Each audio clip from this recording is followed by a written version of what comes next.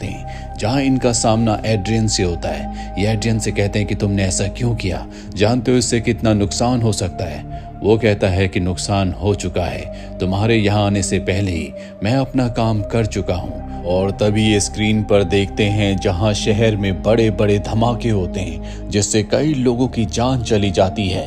तभी यहाँ पर डॉक्टर मैनहट्टन और लॉरी भी आ जाते हैं क्योंकि इन्होंने ऊपर से देख लिया था कि धरती पर धमाके हो रहे हैं। डॉक्टर मैनहट्टन एड्रियन से पूछना चाहते हैं कि उसने ऐसा क्यों किया, पर तभी वो एक शेर को उनके सामने खड़ा कर देता है जिससे उनका माइंड डाइवर्ट हो जाता है। और ठीक उसी वक्त एड्रियन इलेक्ट्रोमैग्नेटिक वेव से उनके शरीर के टुकड़े टुकड़े कर देता है। डॉक्टर मैनहट्टन यहाँ से गायब हो जाते हैं, लेकिन डॉक्टर मैनहट्टन को मारना नामुमकिन है। अगले पर डॉक्टर मैनहट्टन एक बहुत बड़े रूप में आते हैं और अब एड्रियन की जिंदगी का खात्मा होने वाला है। वो एड्रियन के सामने आते हैं। एड्रियन अपने हाथ में एक रिमोट उठा लेता है। डॉक्टर मैनहट्टन पूछते हैं, क्या तुम इससे मुझे मारना चाहते हो?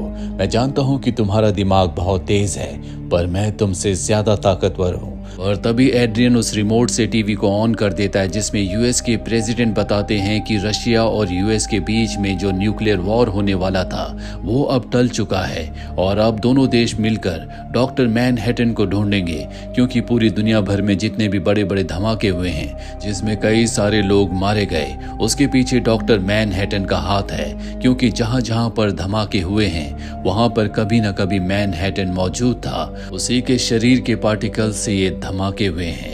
एड्रियन कहता है कि मैंने दुनिया को बचाने के लिए ऐसा किया, अगर मैं ऐसा ना करता तो यूएस और रशिया के बीच में न्यूक्लियर वॉर जरूर होता जिससे पूरी की पूरी दुनिया खत्म हो जाती। मैंने पूरी दुनिया को बचाने के लिए ये किया। अगर तुम चाहो तो प्रेसिडेंट को सब कुछ सच बता सकते हो, वो मुझे पकड़ लेंगे, लेकिन एक बार फिर से रशिया और यूएस के बीच में टेंशन शुरू हो जाएगा और आज नहीं तो कल एक बार फिर से न्यूक्लियर वॉर का खतरा होगा। यहाँ पर सबके सब शॉक्ड हो जाते हैं। उन्हें समझ में आ जाता है कि एड्रियन ने ऐसा क्यों किया। हालांकि इन सभी धमाकों का इल्जाम डॉक्टर मैनहट्टन के ऊपर है, पर सब के सब तय करते हैं कि इस राज को हमेशा राज ही रहने दिया जाएगा।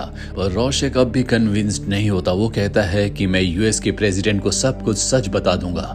मैं ऐसा नहीं चाहता कि एड्रियन ने जो किया, इतने लोगों को मारा, वो दुनिया के सामने ना आए। और जब वो वहां से जाने लगता है, एड्रियन डॉक्टर मैनहट्टन को इशारा करता है और तभी डॉक्टर मैनहट्टन अपने हाथ को हिलाते हैं जिससे रोशक का शरीर ब्लास्ट हो जाता है, उसकी मृत्यु हो जाती है, क्योंकि ये नहीं चाहते कि उसकी गलती से एक बार फिर से दुनिया को खतरा हो।